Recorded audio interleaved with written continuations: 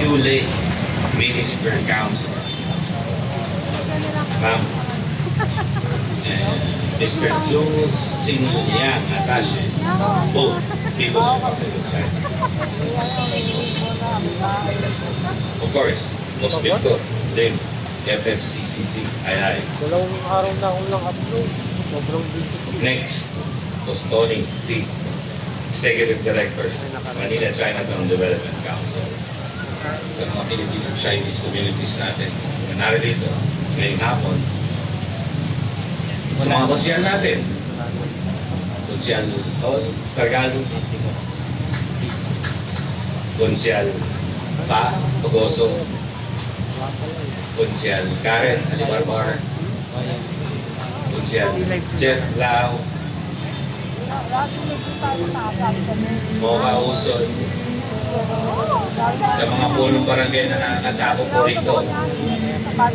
Simulan natin sa barangay 287. Ang pinamumunuan ni Chairman Herbert Tuisiel. 288. Ito, kilala ko to. Chairman Evelyn Lagamayo. 289. Chairman Monet T.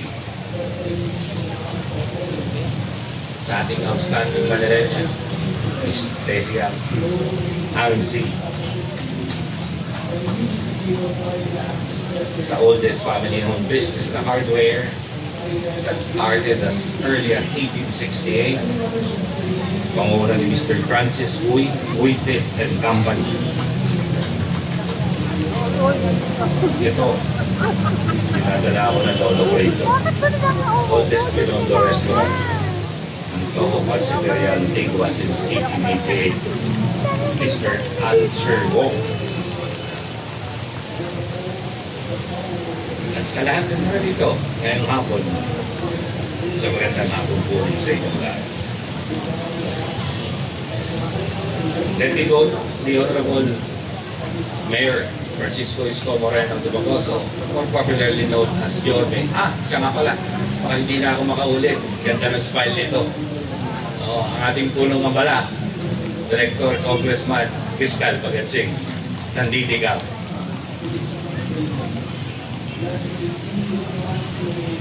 Ako po ay lubos na nagagalap na makasama kayo sa Gawad Chinoy 2026 bilang sa pagdiriwang ito ng ika-432 na anibersaryo ng pagkakatatag ng Binondo.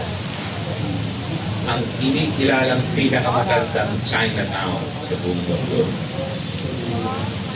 Isang lugar na hindi lamang sentro ng kalakal, kundi isang buhay na simbolo ng pagkakaisa ng kultura, kasaysayan, at pagkakakilanlan ng Maynila. Ako po'y naririto nga, gaya ng sinabi ko sa inyo, bilang kinatawan ng ating putihing alkalde upang iparating ang kanyang taus-pusong pagbati at pasasalamat sa inyong lahat. Sa loob ng mahigit 4 na siklo, ang Binondo ay naging mahalagang haligi ng pag-unlad ng Maynila.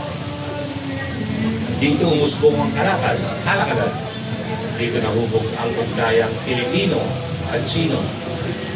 At dito rin pinanday ang diwa ng sipag, tiyaga at determinasyon hanggang ngayon ay ating ipinagmamalaki.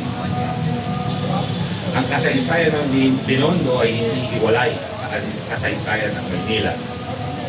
Ito ay isa sa mga pundasyon kung bakit tayo ay narito ngayon. Hindi rin natin makakaila ang napakalaking ambag ng Filipino-Chinese communities sa ating lungsod. Mula sa negosyo, edukasyon, hanggang sa mga programang kapangkamang gawa.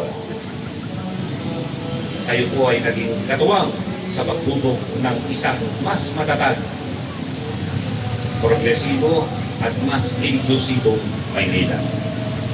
Ang inyong kultura at tradisyon ay hindi lamang bahagi ng Binondo. Ito ay bahagi ng ating pambansang identidad. Sa ilalim ng Make Manila Great at make Manila Great Development Plan ang ating alkalde, malinaw ang ating direksyon. Isang lumusod na maunlad, maayos, at may malasakit sa bawat Manileño.